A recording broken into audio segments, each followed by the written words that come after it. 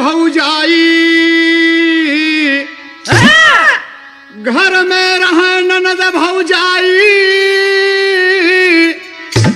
दूनौ गर्भवती रही भाई दूनौ एक साथे गईलिनी गड़बड़ा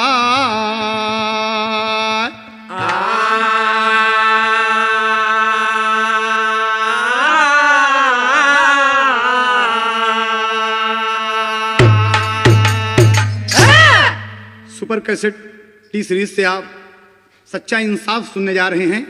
एक पारिवारिक मर्मस्पर्शी गीत जिसमें आप देखेंगे सच्चा इंसाफ बुजुर्गों के लिए, हम उम्र साथियों के लिए, माँ बहनों के लिए और बच्चों के लिए, सभी के लिए समझदारी और ज्ञान की बात भी इसमें मिलेगी और सच्चा इंसाफ भी मिलेगा। हास्य रस में आप टी सीरीज से हैदर अली जुगनू और उनके साथियों के स्वर में सच्चा इंसाफ सुनने जा रहे हैं। एक देखें आप, घर में ननद भौजाई हैं और दोनों के लड़का हुइया बा, दोनों के लड़का हुइया बा, दोनों परेशान हैं। कभी ने एक तर दिया कि ननदी भौजैया, अरे ननदी भौजिया दूनौ एक समहुरिया दुनहौ के पिया पर देसिया हो राम। ननदी भौजिया दूनहौ एक समहुरिया दुनहौ के पिया पर देसिया हो राम। ननदी भौजिया दूनहौ एक समहुरिया दुनहौ के पिया पर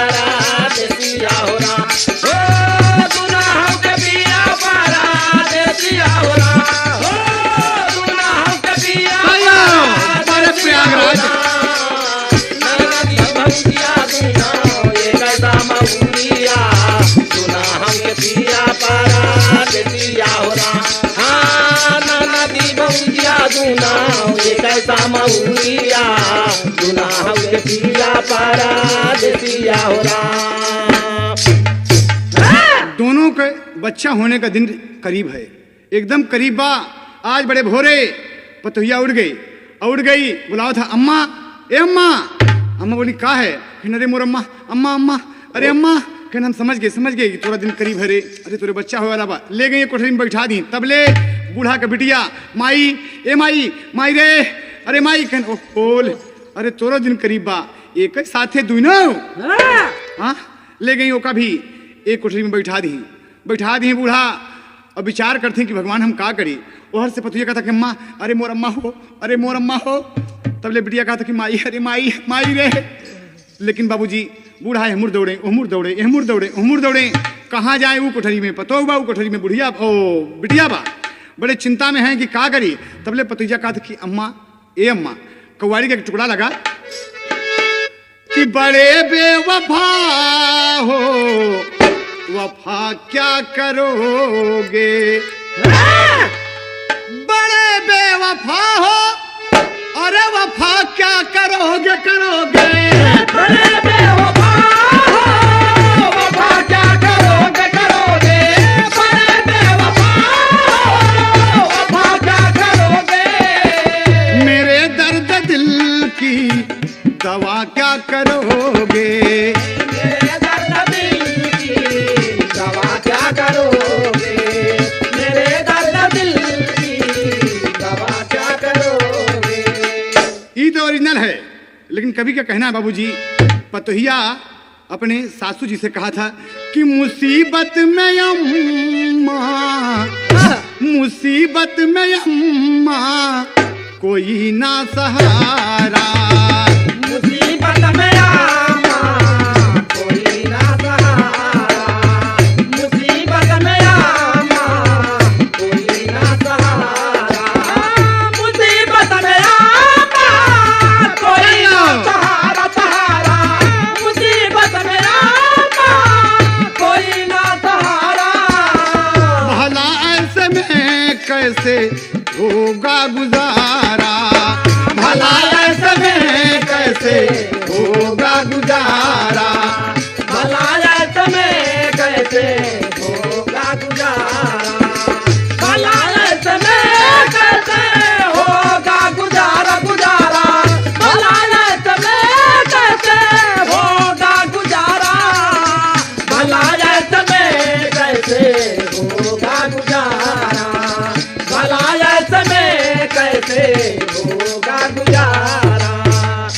अरे बाप रे, कितनी सुंदर बात भाई बाबूजी। पतोहिया अम्मा कुछ करा, अम्मा लोगन का बुलावा, अम्मा रान पड़ोसी का बुला ले, अम्मा अम्मा अकेले हर रोज कहता अम्मा अम्मा, अरे बोल अम्मा। तबले भगवान का सुदर्शन डोल गया बाबूजी, और सौरी में बहू के एक लड़का पैदा हो गया, बेटा पैदा हो गया। बूढ़ा देख के खुशी हो गई, कहे दुल्हनिया तोरे बेटवा पैदा भा। कहें पाँव लगी अम्मा, कहीं जिया बिटिया हमरे घर के चिराग पैदा होगा। कहें तार देखे लगत है, नानी नानी बुनिया रे, नानी नानी बुनिया रे, सावन का झूला झूले। नानी नानी बुनिया रे, सावन का झूला झूले।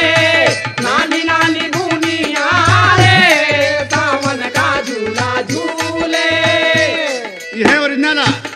लेकिन बूढ़ा का कहा थी बाबूजी, और पतोहिया इतना सुनस कि हमारे घर का चिराग होगा, और देखे कि बेटवा पैदा भा, और प्रसव पीड़ा से परेशान बेचारी बेहोश हो गई, सौरी में बेहोश हो गई। तो बुढ़िया मन में खुशी मनाओ था कि हमार गद्दी जग गई। अरे जूड़ा भाईली छतिया रे, आंगन में लालन खेले। जूड़ा भाईली छतिया रे, आंगन में लालन खेले। जूड़ा भाईली छतिया रे, आंगन में लालन खेले। बोल कुल बतिया रे, आंगन में लालन खेले। बोले कुल बतिया रे, आंगन में लालन खेले। बोले कुल बतिया रे, आंगन में लालन खेले। बूढ़ा इतना देखा था तबले बिटिया चिल्ला की माई, अरे मोर माई माई माई। और दौड़ी बाबूजी तो देखा थी कि बिटिया के बिटिया पैदा हो गए, बिटिया के बिटिया पैदा हो गया। कहन की गुड़िया, कहें हाँ माँ, कहें तोरे तो बिटिया पैदा हो गए। कहें का करिए अम्मा, भगवान जोन दिहन तो लिया। कहें तोहार ससुरे में इज्जत कम, एकदम कम। कहें कहें देख, कहें कि आज बेटवा भाव तो तमाम लोग दौड़ के उठते, ससुर जी होते, जेठ जी होते, उनके तमाम नात रिश्तेदार होते, और बिटिया भाई बा तो केहू नहीं आई। बिटिया के कहन कि अम्मा तो फिर का करी। कहने रे अब हमका 6 महीना भक्ति में भवा, मातारी के रात बिटिया के इज्जत कम कैसे। कहन अम्मा तो का करबू तू। कहें देखा हम का करी थी, जवन हम कही बिटिया उतना ही कहू तू। देखे बुढ़िया बुद्धि लगा दिया, और कभी को टेरी के भाव देना पड़ा। आए अरे कई गई बूढ़िया हेरा फेरी कई गई। कई गई बूढ़िया हेरा फेरी कई गई बूढ़िया हेरा फेरी कई गई। हाँ सौरी बीच कपट भा, सौरी बीच कपट भा, सौरी बीच कपट भा, सौरी बीच कपट भा, सौरी बीच कपट भा। उठली पीर घनेरी, बूढ़िया हेरा फेरी कई गई। सौरी बीच कपट भा, उठली पीर घनेरी, बूढ़िया हेरा फेरी कई गई। हाँ सौरी बीच कपट भा, उठली पीर घनेरी, बूढ़िया हेरा फेरी कई गई। हेरा फेरी कई गई, हेरा फेरी बूढ़िया हेरा फेरी कई। हाँ सौरी बीच कपट भा, उठली पीर घनेरी, बूढ़िया हेरा फेरी कई गई। हाँ सौरी बीच कपट भा, उठली पीर घनेरी, बूढ़िया हेरा फेरी कई गई। अरे बाप रे, बुढ़िया का काम किया बाबूजी, बस हेरा फेरी कर दिया। भगवान का मंत्र लिए है, गले में हीरा बांधा है, लेकिन बेईमानी पर उतारू है, एकदम उतारू है। और कहा थी कि बिटिया का बिटिया लैली हलिनी, बिटिया का बिटिया लैली हलिनी, आई गई दुल्ही के पास। बिटिया बगल लेटाई दीनी, आऊ बेटवा गोदी लिहलिनी खा। दुल्ही का बेटवा भाई लई के आई गई बिटिया के पास। हलाल अपन बेटवा खिलावा, हलाल अपन बेटवा खिलावा, बिटिया पूर भई हमारी अभिलाष। हलाल अपन बेटवा खिलावा, पूर भई हमारी अभिलाष। हलाल अपन बेटवा खिलावा, पूर भई हमारी अभिलाष। पूर भई हमारी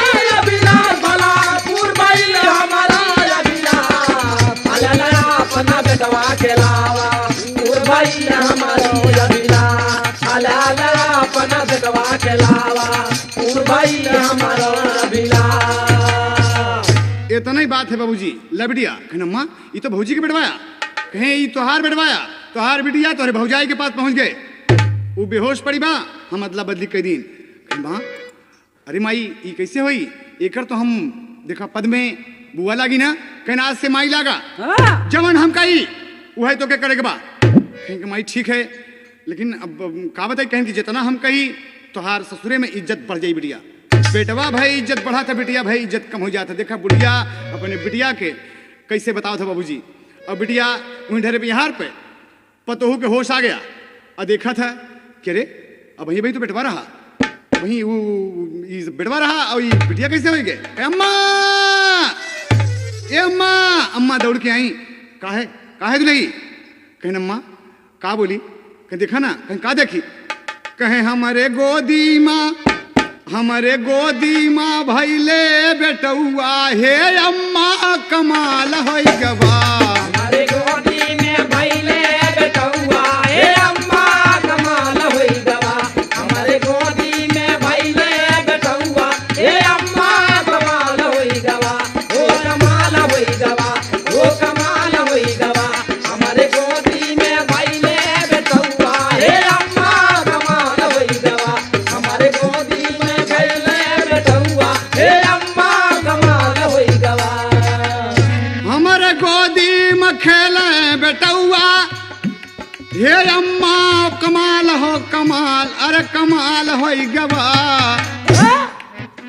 अब तो गोदी मारो वे बिटियवा, अब तो गोदी मारो वे बिटियवा, न जाने कहाँ लाल हो गवा। गोदी मारो वे बिटियवा, न जाने कहाँ लाल होई गवा। अब तो गोदी में रोवे बिटियवा, न जाने कहाँ लाल होई गवा। ओ लाल होई गवा, ओ लाल होई गवा। अब तो गोदी में रोवे बिटियवा, न जाने कहाँ लाल होई गवा। अब तो गोदी में रोवे बिटियवा, न जाने कहाँ लाल होई गवा। इतनी बात बाबूजी। कहीं अम्मा हमारे गोदी में अभी वही लड़का पैदा भा, और आप कहीं कि दुल्हनिया तोरे बेटवा पैदा भा, हमारे घर का चिराग पैदा हो गया। हम कहा पाँव लागी अम्मा, और तुम हमसे कहो कि जिया बिटिया हमारे घर का चिराग पैदा हो गया। तो बोला अम्मा चिराग का हो गया, ये बिटिया कैसे हो गई। अब वहीं वहीं ऊ रहा, वहीं वहीं कैसे सब। कहें अरे तोरे गोदी से बिटिया पैदा भाई, तोरे होश नहीं बा। कहीं अम्मा बेटवा पैदा भा, कहीं बिटिया पैदा भाई, कहीं बेटवा पैदा भा, कहीं बिटिया भाई। और ज्यादा मत बोलो, बेटवा हमारे बिटिया के पैदा भाबा। अब बोलाए कहीं ए बिट्टी, कहीं काम आई, कहीं तोरे गोदी से का पैदा भा, कहीं बेटवा माई। देखा जैसे बता दिए माई, उससे बिटिया बोलत है बाबूजी। जिस लड़की को अच्छी नसीहत नहीं मिलती उसे कामयाबी कैसे मिलेगी। कहें बेटवा भाव माई, कहीं सुने हो। कहें अम्मा हम कहा था हमारे बेटवा भाव, हमारे बेटवा भाव, हमारे बेटवा भावा। तो झूठ बोलते हो। कहें हम झूठी नहीं रहे, अरे भगवान का मंत्र लिए ही हम कंठी बांधे ही, भगवान का हीरा हमारे गले में बा, हम भक्ति आदमी, तो उसे झूठ बोला। हाँ अरे मोर राम हो, ये तो नाश कर दिया एकदम। बाबूजी ऊपर का दूध पिला पिला के बिटिया का जिंदा रखा था, ओकर औलाद नहीं है, उसकी संतान नहीं है। बस वो 10-12 दिन 15 दिन 20 दिन गुजरा बाबूजी, जौन बहू का बाहर न निकले चाहिए वो गांव में निकल गई। वो गांव में निकल गई, बड़े बड़े लोगों के दरवाजे पर, पांडे जी के दरवाजे पर, खान साहब के दरवाजे पर, बड़े मियाँ के दरवाजे पर, ठाकुर साहब के दरवाजे पर, पटेल जी के दरवाजे पर, यादव जी के दरवाजे पर, तमाम लोगों से यही कहती है कि हमारे गोदी में लड़का पैदा हुआ, हम आपके गांव के बहू है, हमारा बेटवा दिवा दिया। तो लोग यही पूछते हैं कि ये दुल्हन कानून साबुत मांगा था। अरे कानून साबुत मांगा था। तोरे पास साबुत क्या है। साबुत में तोहार अम्मा रही, तोहार बूढ़ा, वही न देखेंगे तोरे का पैदा हुआ। लाचार हो गई कि इस गांव में ऐसे ऐसे लोग हैं जिसे हम अपन सच्चाई व्यक्त करते ही और सुनने को तैयार नहीं है। लौट के रोवत की चली जात है। एक बुढ़ा बैठा है बाबूजी, डगडग खोपड़ी हिल रही है और हुक्का कुल कुल कुल कुल कुल कुल कुल कुल कर रहा है। बोला ए दुल्हनिया यहाँ आ जा। हाँ बाबा। कहें कि तोरे गोदी से लड़का पैदा बना। कहें हाँ बाबा। कहीं तोरे ननदिया के बिटिया। कहें हाँ। कहीं तुम्हारा यही कहना है ना कि बेटवा हमारा। कहें कि हाँ, लेकिन तुम्हारा अम्मा कहा थी कि तोरे बिटिया है। कहना कहीं नहीं, मामला तू नहीं सुलझा सकतू, तोरे बस की बात नहीं है।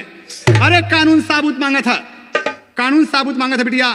तो एक काम करा कि तुम्हार पति कहाँ है।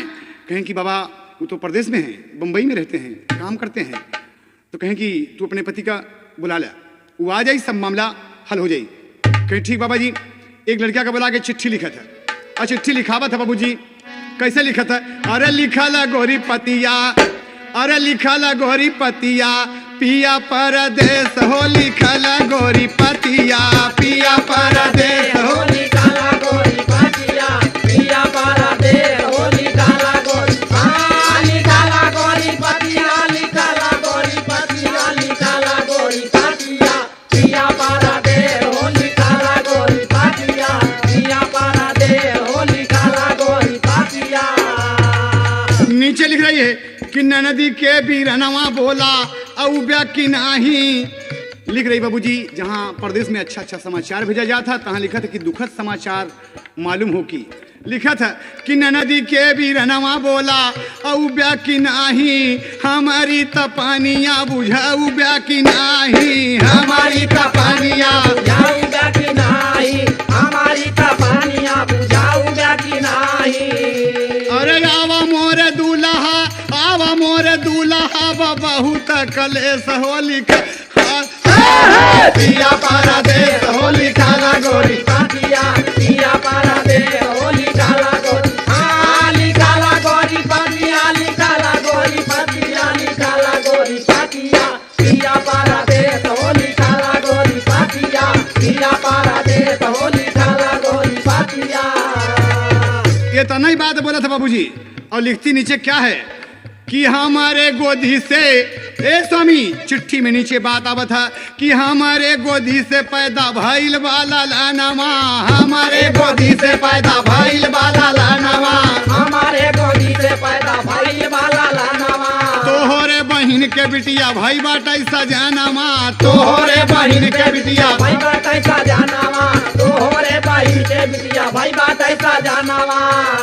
अरे अदला बदली अम्मा कैली लागल दिल में ठेस रेली, हाय हाय पतिया पिया परदेश हो, लिखाला गोरी पतिया पिया परदेश, होली काला गोरी लिकाला गोरी पतिया, लिकाला गोरी पतिया, लिकाला गोरी पतिया पिया परदेश, होली काला गोरी पतिया पिया परदेश, होली काला गोरी पतिया। कहा स्वामी हमरे गोदी से बेटवा पैदा भा, तोरे बहन के बिटिया पैदा भई बा, और जल्दी से बम्बई से चले आवा। और इतना ही बात बोला था, कहे ये बात तो नीचे का लिखा था कि अगर ना आईबा तो लड़का जो अदला बदली भा है, रिश्ता बदल जाई। बेटवा जब बड़ा होई तो जानता तो का कही, अपने बेटवा का कैसे कहबा तू भाई है नावा, अपने बेटवा का कैसे कहबा तू भाई नावा, अपने बेटवा का कैसे कहबा तू भाई नावा, अपने हाँ अपने भांजी का कैसे कहबा तू करी नामा, अपने भांजी का कैसे कहबा तू करी नावा, अपने भांजी का कैसे कहबा तू करी नावा। आवा मोरे दूल्हा, आवा मोरे दूल्हा बचल नहीं शेष रे, लिखा पिया परदेश, होली काला गोरी पतिया पिया परदेश, होली काला गोरी लिकाला गोरी पतिया, लिकाला गोरी पतिया, लिकाला गोरी पतिया पिया परदेश, होली काला गोरी पतिया पिया परदेश, होली काला गोरी पतिया। इतनी बात बाबूजी लिख के चिट्ठी भेज दिया। और चिट्ठी जब बंबई में पहुंची वो मिल से छुट्टी पाया और चला आ रहा है बाबूजी। आया तो अगल बगल के क्वार्टर वाले कहते हैं बंबई में क्वार्टर का खोली कहा थी। अब आगे कहें कि ये रामलाल, रामलाल तेरे घर से चिट्ठी आई बा, फिर दे दा। गया नल पे मुँह हाथ धोया, बीड़ी सुलगा के बैठ गया और चिट्ठी पढ़ने लगा तो लिखा है दुखद समाचार मालूम हो कि लड़का भा लड़की भय का हुआ, अदला बदली हो गई, बहने का ब्याह बेटवा का ब्याह, ये सब का बात है। तो लोग बाहर निकल गया झुझला के। तो लोग पूछते हैं कि भाई अरे मुल्क का हाल चाल अच्छा था बा, खूब खेती बाड़ी का हाल बढ़िया बा। रामलाल कहें कि भैया ये चिट्ठी में तो बड़ा गड़बड़ बात बा। हमार औरत लिखत है मैं कि हमारे बेटवा पैदा भा, हमारे बहन के बिटिया पैदा भाई, और हमार अम्मा जो 6 महीना भई भक्तिन भाई वो अदला बदल ली। कहें अरे कहूँ लड़का अदला बदली होते हुए तोर घर आके खिलौना ही। हाँ ए रामलाल दाल में कोनो काला बा हिमा, तू चल जा घर। बाबूजी बस एप्लीकेशन दिया मिल में और छुट्टी लिया, और छुट्टी लेके बाबूजी चल दिया। ट्रेन पकड़ के जब घर पे आ रहा है और अटैची मटैची ली है, अपने मन में यही सोच रहा है कि बेटवा भवा के बिटिया भाई, बिटिया भाई की बेटवा भवा के बिटिया भाई, सोच रहा है मन में। तब ले एक लड़का देखे और घर में जाके कहा था ये बड़की भाई, ये बड़की भाई, अरे बड़का भैया परदेश से आ गए। माई दौड़ा थी बाबूजी कि हमारा बेटवा कैसे अचानक आ गया। और दौड़ के लिए बाबूजी आवत ही तर्ज लगत है कि आरा बलिया छपरा में माँ बहने लोग गावत थी कि सड़किया सरकारी अहिरे मोर बलमुआ। यह भाव है बाबूजी ओरिजिनल। लेकिन यहाँ पर जो बुढ़िया आवा था तो झट से दौड़ी महातारी आवा मोर ललनवा, झट से दौड़ी महातारी आवा मोर ललनवा, झट से दौड़ी महातारी आवा मोर ललनवा, झट से दौड़ी महातारी आवा मोर ललनवा, झट से दौड़ी महातारी आवा मोर ललनवा, झट से दौड़ी महातारी आवा मोर ललनवा, झट से दौड़ी महातारी आवा मोर ललनवा। बिना चिट्ठी पत्री बबुआ अरे आई गया भवनवा मैं लागूं बलिहारी अहिरे मोर ललनवा। अरे मोर भैया हो, अरे मोर मुन्ना हो, तू चिट्ठी पत्री बिना कैसे चलाया मुन्ना, बिना संदेशा दिए? कहे माई हम ड्यूटी से छूट के आए, सोच रहे सपन देखे कि हमारे माई के क्यों काट डाए, खून माई जना हमारे मुँहे पर पड़ा छीटा। बस अचानक भयंकर ख्वाब देखे माई, सपन देखे, हम उठ के चल दी और छुट्टी लेके माई चलाते। कहना है बेटवा हम सही सलामत है। तबले बाबूजी बहनियाँ आ गई, बहनियाँ आ गई और कहा भैया नमस्ते। कहीं खुशी रहा, कहीं कि ला अपन बहने खिलावा। औरतिया देखा था कैसे करे राम अनर्थ हो जाई। नहीं नहीं स्वामी, आके अपने पति के पास हुआ, कहा है गोदिया से पैदा भाई ले, गोदिया से पैदा भाई ले, अरे हमारा ललनवा है या खिलावा था कुमारी अहिरे मोर सजनवा है या खिलावा था कुमारी अहिरे मोर सजनवा है या खिलावा था कुमारी अहिरे मोर सजनवा है या खिलावा था कुमारी अहिरे मोर है या खिलावा था कुमारी अहिरे मोर सजनवा है या खिलावा था कुमारी अहिरे मोर सजनवा है या खिलावा था कुमारी अहिरे मोर सजनवा। कहे स्वामी लड़का हमारा, अरे झूठ बोला था। कहें कि माई का कहा था? कहें जब से तू बम्बई आ गईला, जब से तू बम्बई आ गईला, अरे हो गईली छचंदी बेटवा बोलती बाला बारी अहिरे मोर ललनवा, बेटवा बोलती बाला बारी अहिरे मोर ललनवा, बेटवा बोलती बाला बारी अहिरे मोर बेटवा बोलती बाला बारी अहिरे मोर बेटवा बोलती बाला बारी अहिरे मोर ललनवा, बेटवा बोलती बाला बारी अहिरे मोर ललनवा, बेटवा बोलती बाला बारी अहिरे मोर ललनवा। बाबूजी रामलाल बड़े चक्कर में पड़ गया कि माँ कहती है कि ये बिटिया का बेटवाया और ये कह रही कि बिटिया है, तो हम का करी? गया हाथ मुँह धोया, बैठ गया बाबूजी। एकांत में अपनी औरत से पूछा था कि देखा तू हमारा लक्ष्मी हो, हमार तो आज शादी भइल बा, 7 भंवरी भूमि है, अग्नि फेरा दिए हैं हम, अग्नि देवता को साक्षी देकर हम एक दूसरे के साथ रहने का वचन दिए हैं, तो हमसे झूठ न बोली, तुहरे गोदी से का पैदा बा? कहे स्वामी आपसे बड़ा ही धरती पर हमारा कौन है? कौन है? स्वामी आप हमारे भगवान हैं, आपसे झूठ न बोलब, हमारे बेटा पैदा हुआ। अम्मा खुद कहीं कि दुल्हनिया तोरे बेटवा पैदा हुआ। हम कहा पाँव लगी अम्मा, कहीं जिया बिटिया हमारे घर का चिराग पैदा हुआ। जब हम बेहोश हो गए उसी वक्त, तो हमारे लड़किया की जगह बिटिया हो गई। बोला तो बड़े चक्कर में रामलाल पड़ा हुआ है। सोचा बाबूजी रात नहीं बीतती, गांव देश में टहल गया, तमाम लोगों से कहता है कि सब लोग कहते हैं कि रामलाल मामला बड़ा गंभीर है, एकदम गंभीर है। तोहार माई कहा था कि बेटवा भवा बिटिया के, और तोहार औरत कहा था कि बेटवा हमारा, तो मामला फंसा है। एक काम करा तू कि हाँ कहीं चल जा, तू चौधरी भवानी भीख के पास चल जा, चौधरी भवानी भीख के पास, अब बुला के ले जाओ, भयंकर पंचायत, एकदम विराट पंचायत बटोर दे, तू जुटा दा लोगन के, वही फैसला हो जाई, दूध का दूध पानी का पानी हो जाई। कहीं ये बात, कहीं हाँ। रामलाल यही विचार करके बाबूजी कांधे पर गमछा रख के और चला गया, और चला जा रहा है, ताल में गड़िया भेड़ी चरा रहा है, भेड़ी चरा रहा है। जब तक देखा रामलाल को, अरे परदेसी रामलाल देखे कहे अरे बाप रे ये तो बुला रहा है, दौड़ के आए, कहे राम राम भैया, कहे राम राम राम राम, कहे बीड़ी को लिया, कहे हाँ हाँ हाँ बीड़ी है, बीड़ी दिए बाबूजी, पी ले गया बीड़ी, पूरी बीड़ी खत्म। दूसरी बीड़ी मांगा था कि भैया बीड़ी और है, दूसरी बीड़ी जब पिए लगा तो कहे कहाँ जाता है?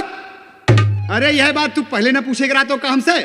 कहें हमारे घर में लड़का लड़की का मामला, गोकुल भैया फसल बकन, हाँ हाँ, अरे ये तो महीनन से चक्कर चलता है, कहाँ जाता है? कहे चौधरी भवानी भीख के पास। कहें कि बहुत अच्छी बात, जे तो का शिक्षा दिए, बहुत अच्छी बात, ऐसा चौधरी होना मुश्किल है बाबूजी। अरे पंचायत में दूध का दूध पानी का पानी कर देने वाला आदमी है वो। जाओ रामलाल, अगर तोहरे औरत के बेटवा भाबा तो तुहका मिली। एक अब पक्की बात है, कहनी बात कहाँ। रामलाल बाबूजी चला जा रहा है। रामलाल चला गया, चौधरी के दरवाजे पर पहुंच गया। चौधरी के बड़की बिटिया दरवाजा रही बाहर, चौधरी के बड़की बिटिया दरवाजा रही बाहर। अरे रामलाल द्वारे पे पहुंचे और कहा लगे ललकार हो बुढ़िया हेरा फेरी कई गई। अरे तोहरे दादा का हम कई दिना से हेरी, बुढ़िया हेरा फेरी कई गई। तोरे दादा का हम कई दिना से हेरी, बुढ़िया हेरा फेरी कई। तोरे दादा का हम कई दिना से हेरी, बुढ़िया हेरा फेरी कई गई।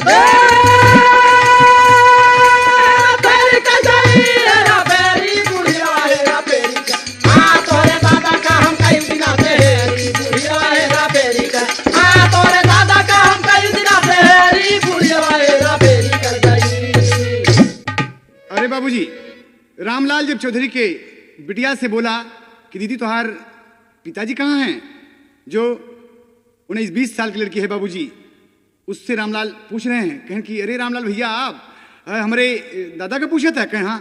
कहें दादा का हमारे, अरे दादा का हमारे दुई नौ फुट गई ले नया नामा, दादा का हमारे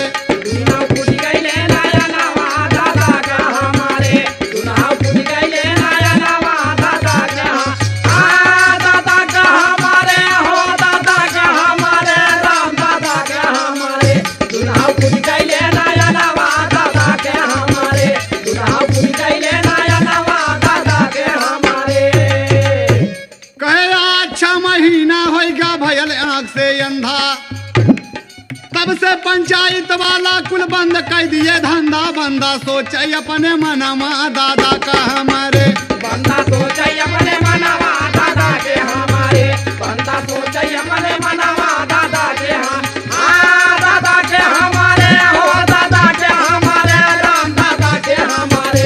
बंदा सोचे अपने मनामा दादा के हमारे, बंदा सोचे अपने मनामा दादा के हमारे। कहे रामलाल भैया आज 6 महीना हो गया, हमार पिताजी तो आंधर हो गए। चौधरी कहे हाँ। अरे राम राम राम राम चौधरी आंधर हो गए। कहे हाँ। कि कोनो बात नहीं दीदी, तू दरवाजा साफ करा। और बात चल दिया। लौट के देखा था बाबूजी तो गांव का प्रधान चौधरी के बड़का बेटवा डबल नाल बंदूक टांगे, बगल में कारतूस के पेटी लटकर, राम राम प्रधान जी, राम राम राम राम। अरे रामलाल भैया आवाज कब आया बम्बई से? बस आ गए। दादा कहाँ हैं? दादा का जब नाम लिया तो मुंह दिहले बिचकाई, दादा का जब नाम लिया तो मुंह दिहले बिचकाई। कहे अच्छा महीना होएगा दादा गण पगलाई, दुई नौ बहिरा होएगा कनवा दादा का हमारे, दुई नौ बहिरा होएगा कनवा दादा के हमारे, दुई नौ बहिरा होएगा कनवा दादा के दादा के हमारे हो दादा के हमारे, राम दादा के हमारे। दुई नौ बहिरा होएगा कनवा दादा के हमारे, दुई नौ बहिरा होएगा कनवा दादा के हमारे। अरे प्रधान जी बोल गए कि रामलाल दादा हमार पागल भी हो गए और दोनों काने को बहिर हो गए। सुनबे नहीं कहते, केहू कहा राम राम तो कहा भाटा ली है। कहे इतना? कहे हाँ। रामलाल बड़े चक्कर में पड़ा कि यह बात बहनियां भी बता सकती थी इनकी। वो तो केवल इतना कहे कि अंधा है, आई बतावा थी कि पागल भी हो गए और बहिरे भी हैं। कहे कि प्रधान जी कोनो बात ना बा, बड़की माई कहाँ है? यानी चौधराइन का पूछा थे। तब तक अठन्नी भरे के टिकुली लगा के बाबूजी डबल बीरा पान खाए और चली आ रही हैं। अब पहुंच गई बाबूजी। रामलाल जब देखे बड़की माई पाँव लागी और तबले मारिन फाच से बाबूजी। रामलाल के एकदम धोती जो ना प्रिंट हो गई। रामलाल देखे इसकी शरीफ बाप रे एकदम थूक दिया, धोती खराब हो गई। तो कहें कि बड़की माई बड़का दादा कहाँ हैं? जब ये बात कहे दादा का जब नाम लिया तब लिहली ने मुंह लटकाई, दादा का जब नाम लिया तब लिहली ने मुंह लटकाई। कहन अच्छा महीना होएगा गैलन स्वर्ग तकाई, तेरा ही बाया गले महीनावा साजन का हमारे, तेरा ही बाया गले महीनावा साजन के हमारे, तेरा ही बाया गले महीनावा साजन के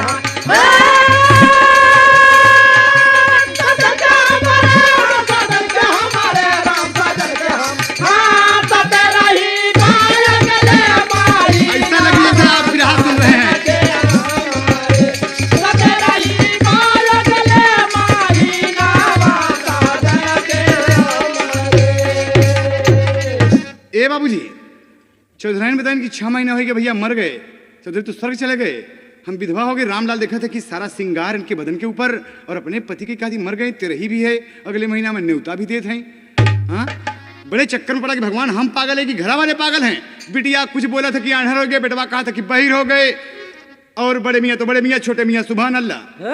अरे ये तो बोल गई, ये एकदम बोल गई कि मर ही गए, तो हम का करी, कहें कि कोनो बात ना भाई, कोनो बात ना बा, चल जा। कुछ दूर रामलाल गया तो बड़े चक्कर में पड़ा कि भगवान हम पागल तो नहीं है, हम एकदम पागल तो नहीं है।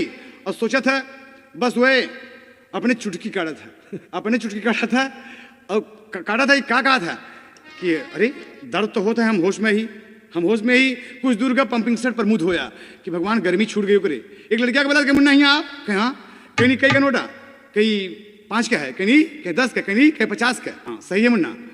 कहें कि मुन्ना हम ठीक ठाक है ना, कहें हाँ, कहें एक तमाशा थे हमका मार हमारे गाले में तो। अरे बाप रे, वो लड़किया खींच के एक तमाशा दे दिया। रामलाल झन्ना के एकदम, कहें रे अरे ससुर ऐसा ना जोर मार दिया। हाँ अरे हम सही है। रामलाल गुस्से में आ गया कि तीनों का 3 बात भाई। देखें बाबूजी, ज्ञान की बात है कि तीनों प्राणी 3 बात बोले। लौट के रामलाल चला जा रहा है कि चाहे बिटिया हो चाहे बेटवा हो, यह दाई बेटवा ना सही वहां दाई सही, यही बात लेके चल जाता। और जाता जब ताले में गडरिया मिला, कदे परदेसी ऐसे रामलाल घूम गया बाबूजी। रामलाल घूमा, अतड़ाक से कहा क्या बात है, कहा बीड़ी की पिया भाई साहब। अरे ये गडरिया बीड़ी पे उतारू है, बीड़ी पिला दिया, दे दिया बाबूजी। कहें कि रामलाल चौधरी मिले, कहे कि चौधरी तो नहीं मिले भाई साहब, उनकर बड़की बिटिया कहे कि 6 महीना हो गया, अंधर हो गए। अरे वो बबूल के पेड़ के खड़ा है और सरक गया धीरे से। और तब तक बाबूजी बोला कि उनका बेटवा मिले, कहे पगलाए गए और बहिर हो गए। कहीं तब और सरक गया, कहे चौधरानी मिली, वो कहे लगे कि 6 महीना के चौधरी मर गए। अरे बप्पा रे, गडरिया बांधे पर लंबा लंबा लड़ के रखिए, उलट गई, मर पसीना पसीना हो गया बाबूजी। ऐसा लगा कि मरिए। रामलाल सोचन कि बप्पा रे ससुरा मर जाइए अब तो, हाय हाय। अरे उठ, गडरिया उठा बाबूजी, ओके, पानी से मुँह हाथ धोए। कहें कि भैया हम गोकुल है ना, कहें हाँ, हाँ तू गोकुल हाँ, कहा हम ही गोकुल, कहें कि भेड़ी सब हमरे है ना, कहें हाँ तो रहे हैं सब, क्या बात है। कहें कि रामलाल हम होश में ही ना, कहें बिल्कुल होश में है यार, हम सोचा कि हम पागल है, तू पगला रहा। कहें भाई साहब मुँह हाथ धोया और कहे रामलाल बीड़ी दे, बीड़ी एक पिया जब, और फिर बीड़ी पिया। कहे रामलाल एक बात सुन ला, तीनों बात झूठ, तीनों बात झूठ है। न चौधरी बही रहा है, न आन्हा रहा है, और ना ही मरा है। परसों यही गांव में पंचायत रही, बगल वाले गांव में। जा रामलाल तो, रामलाल जा वहीं पे, चौधरी तो का मिली ही। तीनों घर के प्राणी गलत बात बोल गए, एकदम गलत बोले। कहे जाई भैया गोकुल, कहे हाँ जा जा, चल जा। जरा लगे बाबूजी, कहें बढ़िया भाई साहब वो बंडल भाई फेंक दिए एकदम, पिया ससुर जितना पियत बने। अरे फेंक के बीड़ी चल दिया। और गांव के किनारे जब पहुंचता है बाबूजी, और पहुंचा जब देखा तो एक माचा पर, एक सुंदर चारपाई पर चौधरी लेटे हैं। 4-5 लोग उनके अगल बगल बैठे हैं, 2 लोग उनके तेल मालिश कर रहे हैं बाबूजी। उनकी सच्चाई पर, ईमानदारी पर, नेकी पर, सच बोलने पर, निर्णय देने पर लोग खुश हैं, लोग खुश हैं। और सब बातचीत कर रहे हैं। तब तक रामलाल देखा बाबूजी, तक क्या कहता है, राम राम दादा, कहें राम राम राम राम, आवा आवा रामलाल, आवा आवा आवा। कहें देखा, रामलाल अपने मन में सोचा था कि हमारी बात सुन ली है, बहिर नहीं है, हमारी बात सुन ली है, बहिर नहीं है, हमका देखा था अंधे नहीं है। चौधरी बोला था है, मारो नहीं ना। अरे बप्पा रे, घर वाले कैसे इनके ऊपर सियान है, कैसे कैसे बात बोल गए चौधरी के। इनके घर के लोग जेकर इतना दुनिया में नाम हो, लोग तारीफ करें, यह तरीके से बस आ गए। घर में आए, कहे दादा और सब ठीक है, कहें कि हाँ रामलाल ठीक है, बम्बई से कब आया, कहें कि आए, कहें कोनो बात है कहा, कहें कि हाँ दादा एक लड़का लड़की के मामला फंस गया बा। सारी बात जब बताए तो चौधरी कहा थी कि रामलाल मामला बड़ा गंभीर बा, एक बात सुना। कहें हाँ, कहें जो कुछ फैसला करावत हुआ, कहें दादा एक बात बताइए, फैसला से पहले हमारे पंचायत से पहले तोरे खिया खुदे पंचायत मची बा। कहें हमारे खिया पंचायत कैसे मची बा। कहें दरवाजे पे तोरे पूछे, तोरे बिटिया से पूछी थी कि तुम्हारा दादा कहाँ हैं, तो बिटिया जवाब देता कि 6 महीना हो गया दादा दोनों आंखी के अंधर हो गए। कहें अरे रामलाल, कहें हाँ, कहें हमारी बिटिया सही बोले, एकदम सही बोले रामलाल, हम अंधा है रामलाल। कहें कि कैसे अंधा रहा, तुमका देखत नहीं ना। कहे सुना, घर में बिटिया भइल सयानी, हम अंधारवा भइले ना।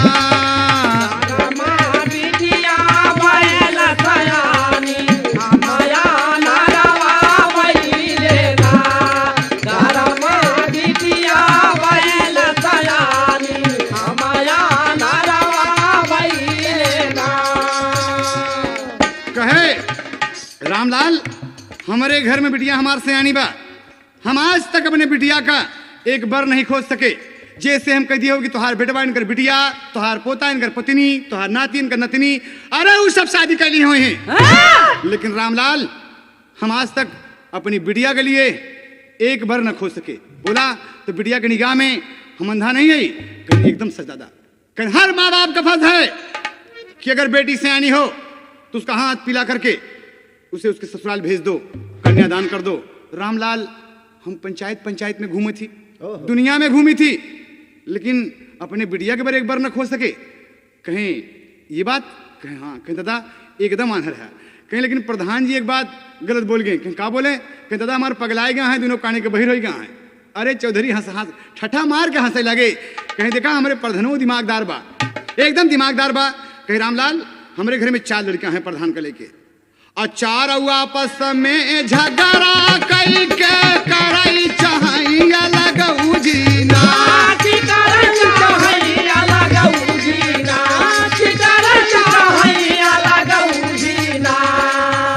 हम सुनी के करती आना कहानी, हम सुनी के करती आना कहानी, हम बहिरवा भइले ना।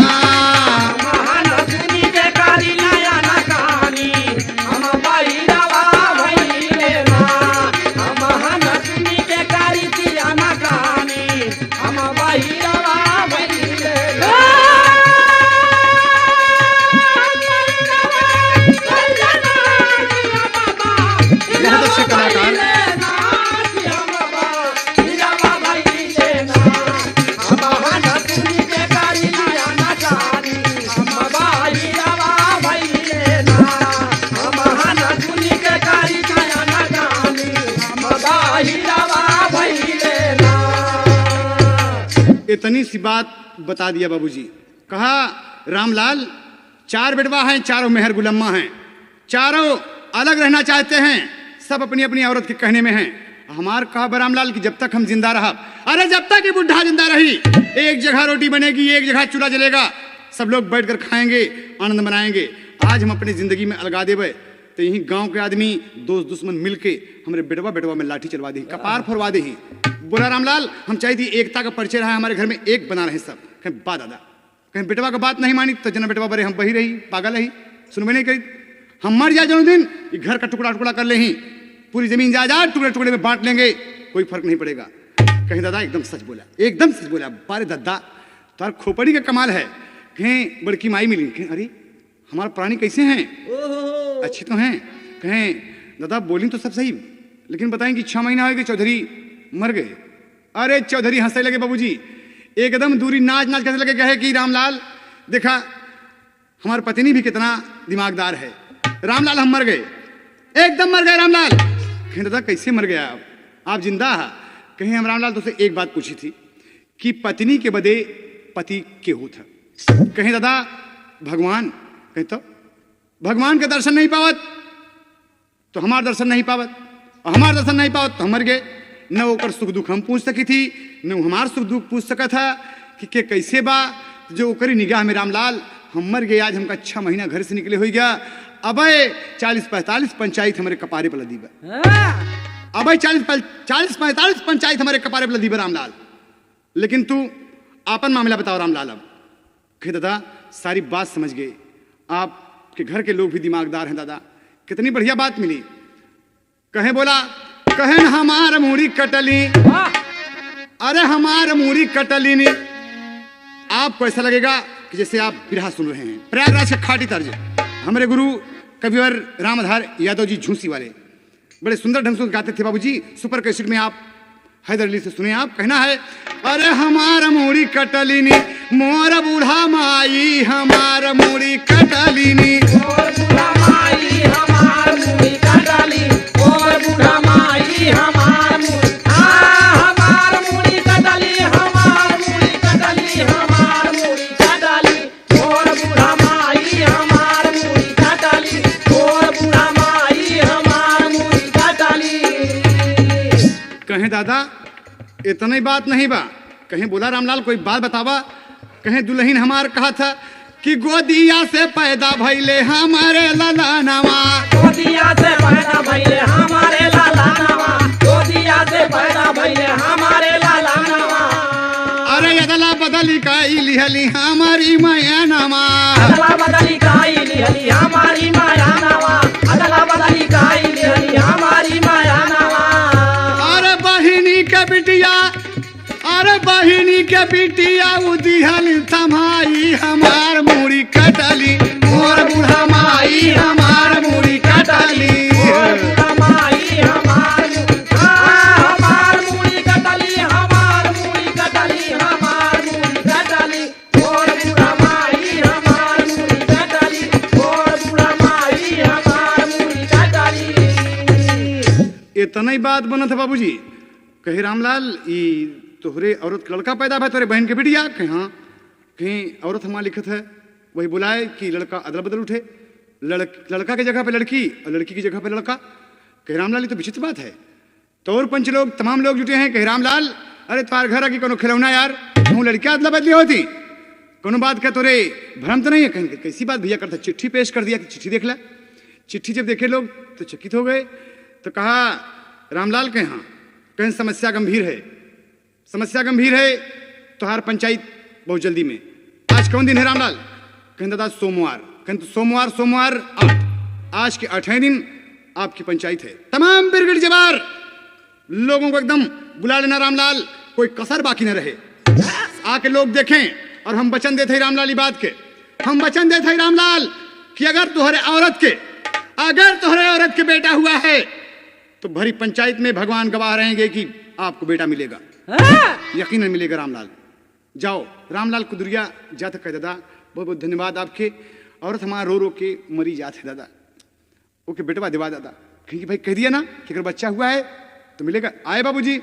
कहा रामलाल एक बात और है, बगल लिवा जाके बताएं। कहीं कुछ पैसा लिए हाँ। कहें कि रामलाल सोचे कि चौधरी को हम घूस तो नहीं मांगा था। कहें नहीं घबराना रामलाल। कहें कि हाँ दादा लिए। कहें कितना पैसा होगा? कहें कि लगभग 2000 रुपये होंगे। कहें कि रामलाल जात की घर जब जाए लगा तो रास्ते में कहीं भी ढूंढ कर 2 गाय ले जाना। अब 2 गाय ले लिया और गाय वो लिया बियान हो, एक ही बछवा और एक ही बछिया। अब बांध दिया। जब पंचायत में ये बात फंसी तो हम पूछब, लेकिन केहू से बताया ना।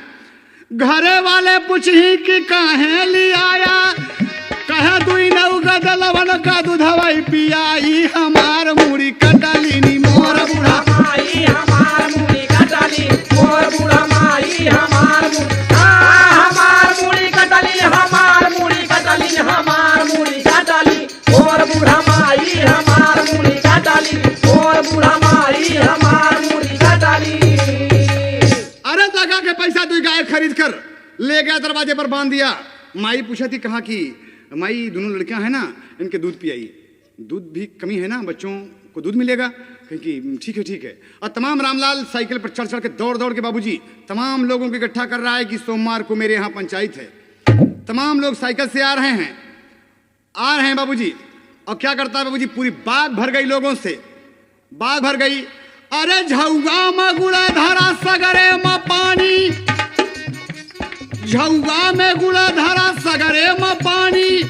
अरे बगिया में दिहल सकुल जाजी में बिछाई हमार मुड़ी कटली, मोर बूढ़ा माई हमार मुड़ी कटली, मोर बूढ़ा माई हमार मुड़ी कटली, हमार मुड़ी कटली, हमार मुड़ी कटली।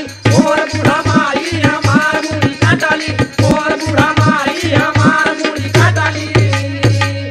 इतना ही बात होता बाबूजी, तमाम लोग जुड़ गए।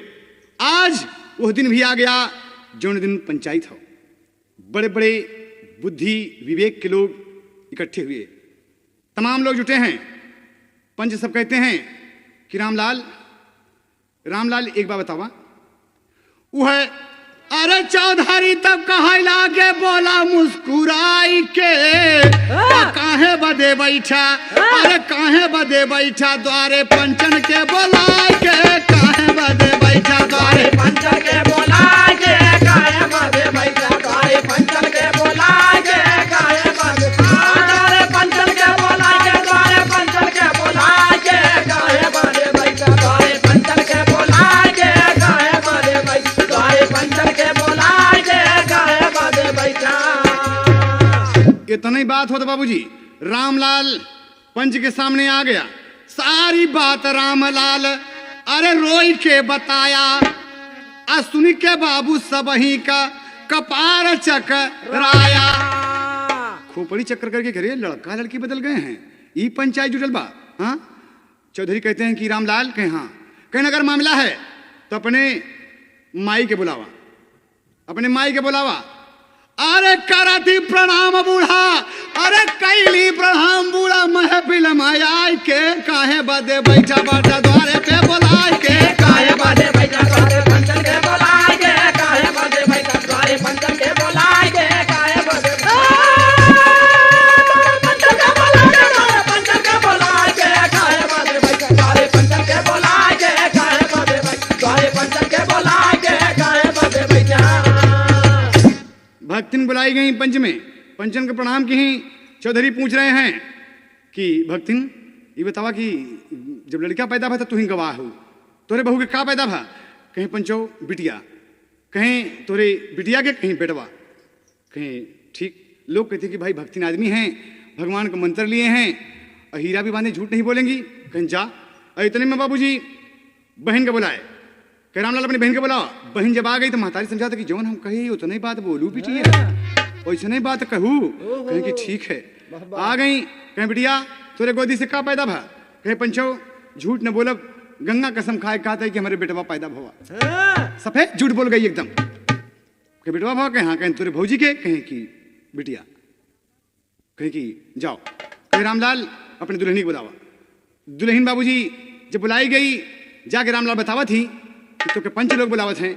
तो आए जब सोचा था कि रे बाप रे, आज अपने दूध के लिए दूध की कीमत हो रही है, मुझे ही प्रमाण देना पड़ रहा है कि बेटा मेरा है, ये मेरा बेटा है।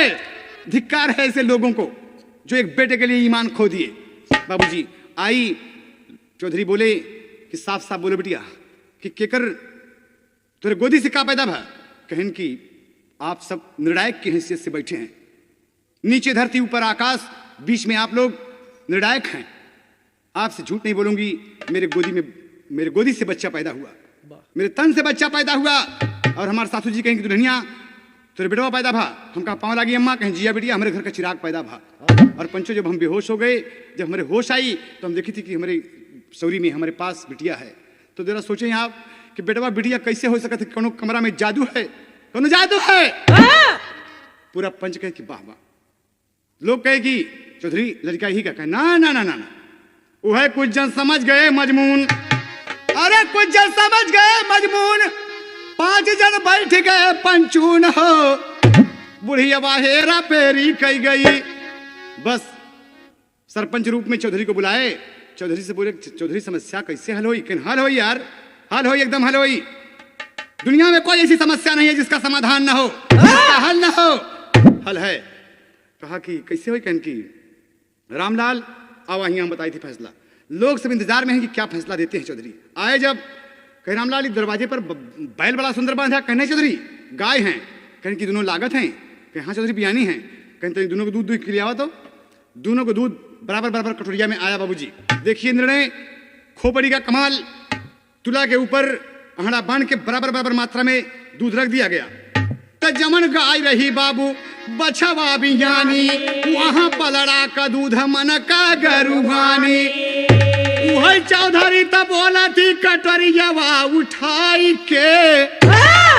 रामलाल पंचो जो गाय बछवा बियान रहा है ओकर दूध मन का भारी हो गया और तराजू का पल्ला धीरे से लटक गया। चौधरी कहते हैं कि देखिए पंचो ये वो गाय का दूध है जो गाय बछवा बियान है। अये ओकर जो बछिया सब ठकरा मार के रे बाप रे, गाय दूरी बंधी है, दूहा वहां गया, कैसे चौधरी जान गए कि बछवा बछिया बियान है भाई? हाँ कहे रामलाल? कहे हाँ। कहें दोनों मतारी से जैसे लड़का का उनके दूध में दवा पिलाई जाता, घूंटी पिलाई जाता देहात में, वैसे तो दोनों बराबर बराबर मात्रा में दूध ले जावा। बाबूजी आज दूध की कीमत पंचायत के अंदर होने जा रही है। दोनों को दूध मात्रा में आया। रामलाल अपने दुल्हन से कहे कि छोटी सी कटोरिया में दूध दे। बाबूजी लगाया कटोरिया, माँ की ममता छलक पड़ी एकदम। कि बाप रे हमारे मुन्ना के आज पहचान हुई। हे ईश्वर, हे दीनानाथ, आज हमके यहाँ लायक बनाओ प्रभु, हमारे सच्चाई के ठुकरावा ना प्रभु। बस यही बात बाबूजी, दूध आ गया बराबर बराबर मात्रा में रख के एक अबोध बालक से छोटे से बच्चे से कहा बेटा ये तुला उठाओ, ये तराजू उठाओ। और जब उठा लिया खड़े खड़े बाबूजी, तो जौने को खिया से पैदा भइल बाला नमा, और वहां पलड़ा का दूध होई गईले वो जनमा। अरे चौधरी हंसन लागे देखा तब ठठाई के, काहे बदे बैठा द्वारे पंचन के बोलाय के, काहे बदे बैठा द्वारे पंचन के बोलाय के, काहे बदे बैठा द्वारे पंचन के बोलाय के, काहे बदे द्वारे पंचन के बोलाय के, द्वारे पंचन के बोलाय के, द्वारे पंचन के बोलाय के। का कमाल है बाबूजी, हाथ रस में आप भी सुन रहे हैं।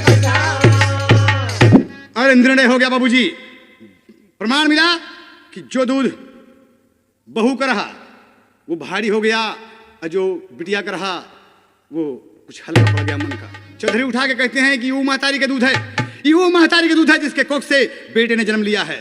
तो चौधरानी समझी कि हमारे बेटियों का, तब बोलेंगे कि हाँ वो समझी कि अदला बदली हुआ है, अतलाक से कहीं कि ये दूध तो हमारे दुल्हनिया का है।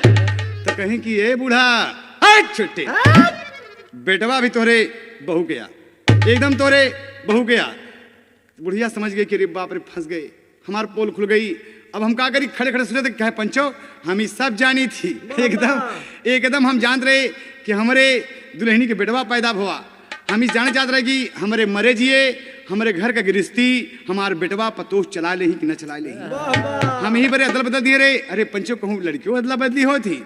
बाबूजी प्रमाण मिला इस गाने से कि माँ के गर्भ से जब बेटा पैदा होता है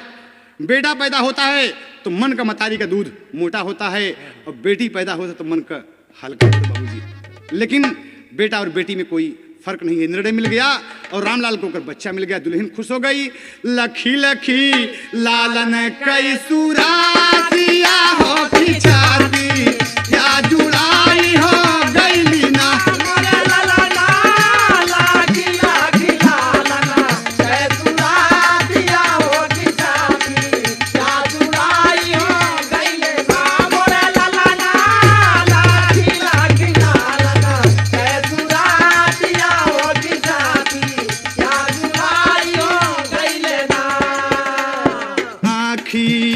तयन कर जैसे माई के निकुरवा, जैसे बाबू के निकुरवा, जैसे बाबू के हो मोर ललना। जैसे रामा के सुरातिया हो खिचाती, या जुड़ाई हो गई मोर ललना। जैसे रामा के सुरातिया हो खिचाती, या सच्चा इंसाफ रहा बाबूजी। औलाद मिल गया तो चर्चा बढ़ी जा संसार, कहे कभी कभी वर राम आधार हो। बुढ़िया हेरा फेरी कही गई, अरे हैदर तोरे जीव पर मैहर वाली तेरी बुढ़ी।